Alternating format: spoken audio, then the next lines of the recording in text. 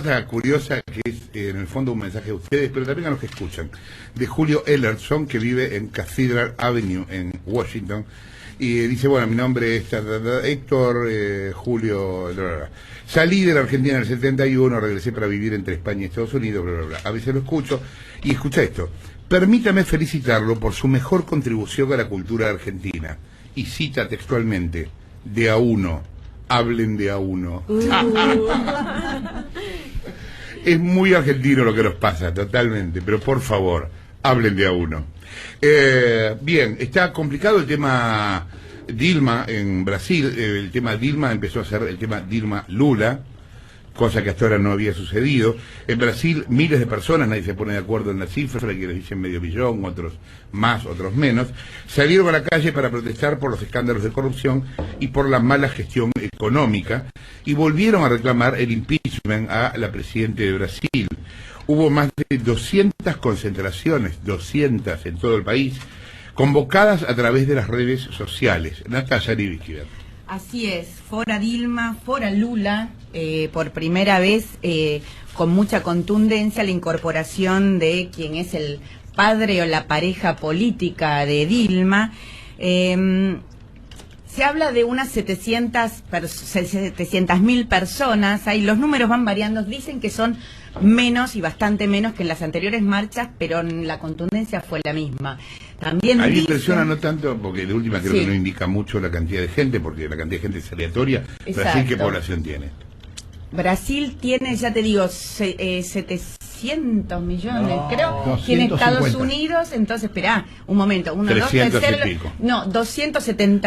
sea, de nada, personas, no importa cuántos son, pues podrían ser muchos más o muchos menos, da igual. Sí, no.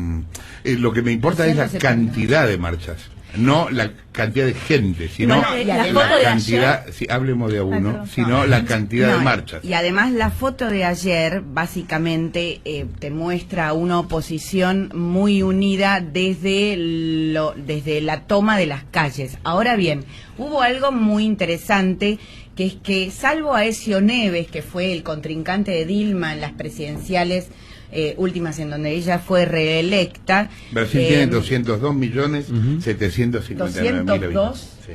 Oh, mal. Bueno, el tema es así. Aécio Neves fue el único que dio la cara en Belo Horizonte de manera contundente, pero todos los que habían salido a pedir por Dilma Rousseff en los últimos días no estuvieron y no dieron la cara para de alguna manera no hacerse cargo de estas marchas. Entonces, ¿qué es lo que pasa? Ir al impeachment no es tan fácil como quieren, y además Brasil es una cloaca, honestamente. Quien pida el impeachment hoy seguramente estará lleno de problemas y causas. Ahora, el tema es cuánto aguantará Dilma. Los números son cada vez mayores en inflación, en desempleo. La semana pasada el gobierno... ¿Cuánto está, Ismael, la inflación en Brasil ahora? Y debe estar en el 10% anual. Anual, claro. Sí, el gobierno dice un 7, pero Ismael tiene los números esos que son de otra manera. Ahora bien, el gobierno sacó un mensaje por cadena nacional la semana pasada para decir que los números en Brasil iban a mejorar y que todo iba a salir a la luz, y lo único que causaron fueron más protestas y cacerolazos. O sea, estamos hablando de toma de la calle permanente. ¿Esto que es la clase media contra Dilma y Lula o es más gente? No lo digo despectivamente lo de clase media, porque... Es muy diferente lo que pasó en el principio y final en el principio de este gobierno y en el final del primer gobierno de Dilma, donde salían los jóvenes y había como una suerte de revuelta a sistemas. No sé si se acuerdan las famosas manifestaciones de Brasil, que esas eran multitudinarias. Hubo una que sacó 2 millones de personas a la calle. Estas son más concentradas en la oposición de Brasil, la oposición política de Brasil. Tienen un claro mensaje político.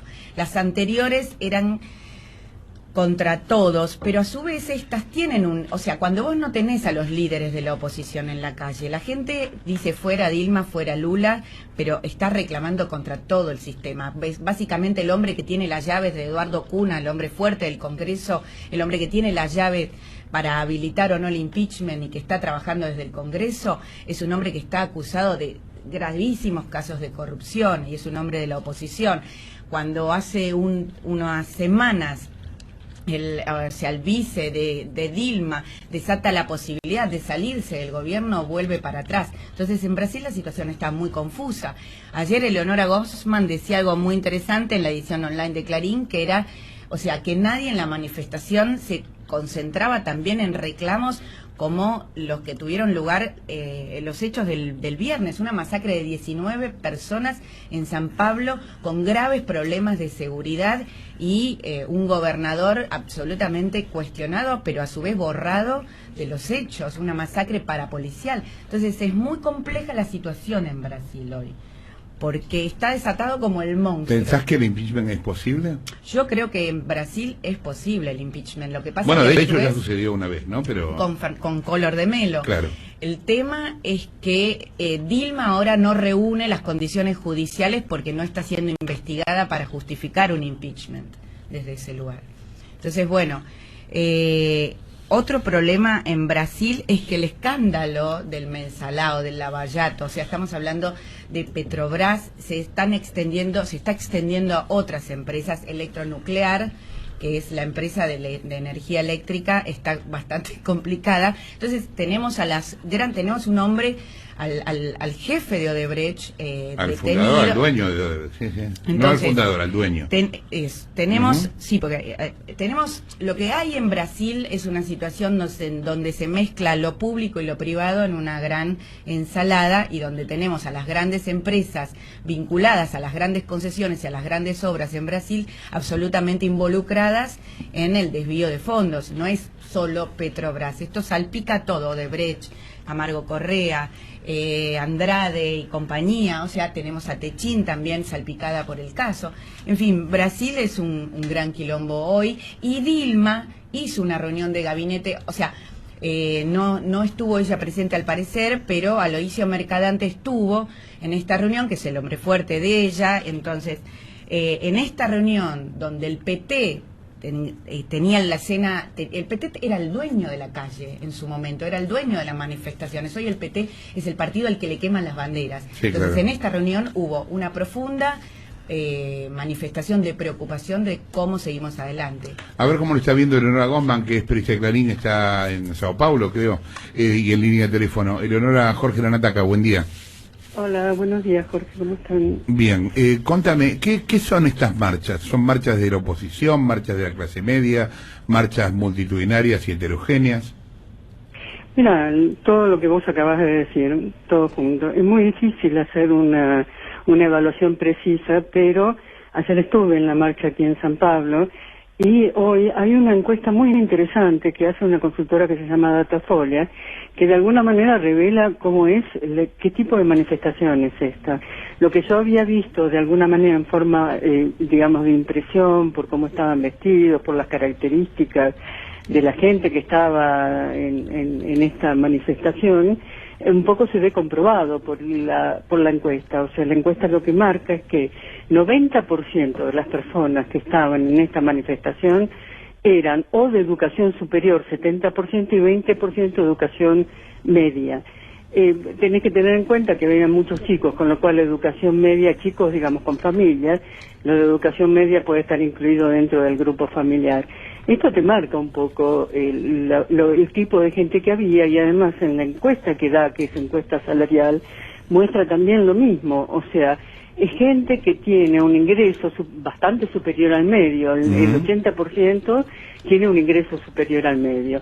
Ahora, es evidente, viste, que la clase media tiene un rechazo, por lo menos aquí en San Pablo, un rechazo considerable al PT, a Lula y también a Dilma Rousseff. A mí me llamó la atención, perdóname, Leonora, sí, la cantidad de marchas más que la cantidad de gente. O sea, que hayan sido, confirmarnos si es así, 200 marchas en todo el país.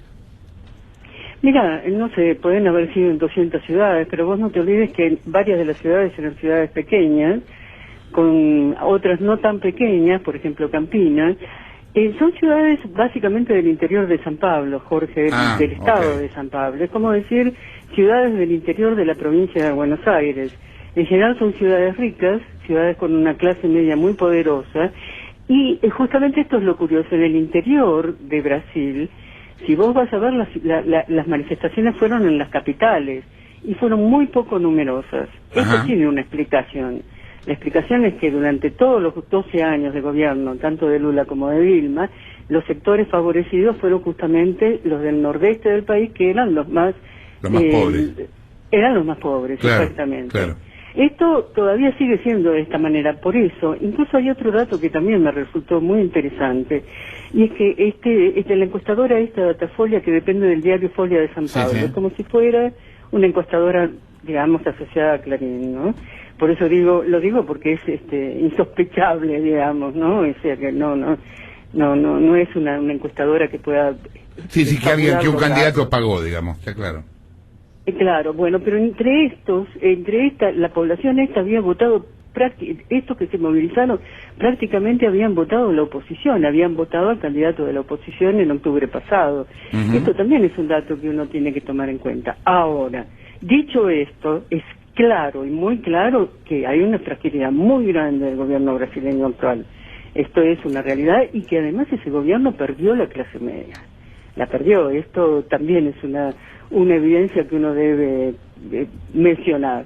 Ahora, ¿por qué la perdió? ¿Cómo la perdió? Y no solo la perdió en la calle, la perdió también en los votos. Claro. Entonces, este es un poco el análisis que queda para adelante. Te hace una pregunta Sí. Ismael Bermúdez. Hola, Sí, Eleonora, ¿qué cómo tal? no. Buen día. ¿Cómo Hola, estás? Ismael, ¿cómo estás? Muy bien, muy bien. Dos preguntas. Primero, Sí. Brasil está en un proceso de recesión importante. La inflación, miré ahí, el dato último da 9,6% en los últimos 12 Sí. meses a julio anual, pero todos los pronósticos dicen que la recesión va a continuar en el 2016. El real se sigue devaluando y eso me parece que también tiene un impacto sobre la población. Ese es un tema. La recesión, sin duda. Sí, y el otro tema es, ¿estas manifestaciones marcan un retroceso o un avance de la oposición en Brasil? Teniendo en cuenta que vos No señalás... marca nada respecto de la oposición. Fíjate, esto es Sí. también es el dato, esta última parte me interesa marcarla. ¿Sabes por qué, Ismael? Porque la oposición está muy dividida en Brasil. O sea, vos tenés tres grandes candidatos que representan, candidatos de la oposición, los tres del mismo partido, que es la socialdemocracia, que representan tres corrientes internas absolutamente divididas y que no tienen unidad en cuanto a cuál debe ser la salida. Por eso, y este es el dato interesante, la oposición no estuvo realmente presente en las manifestaciones. Vos no veías una sola bandera ni un solo cartel de la oposición, como oposición política, a esto Sí. me refiero, ¿no? ¿Por qué? Porque justamente este es un sector que no se ve como alternativa y esto es de alguna manera lo que impide hoy por hoy que el gobierno de Dilma esté todavía más frágil de lo que está.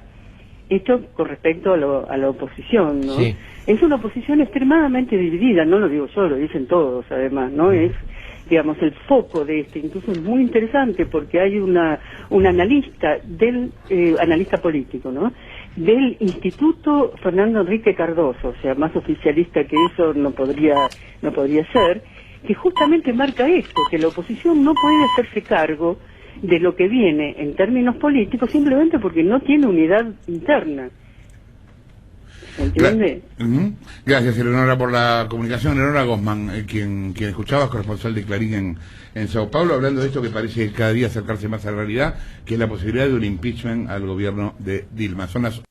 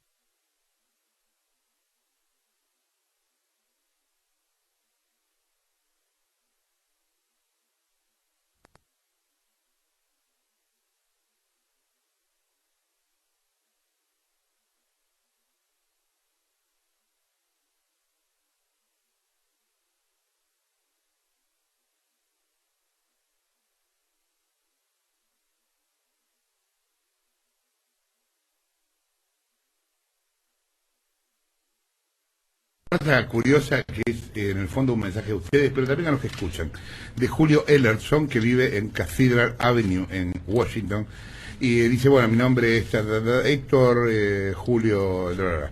Salí de la Argentina en el 71, regresé para vivir entre España y Estados Unidos, bla, bla, bla. A veces lo escucho, y escucha esto, permítame felicitarlo por su mejor contribución a la cultura argentina, y cita textualmente, de a uno, hablen de a uno.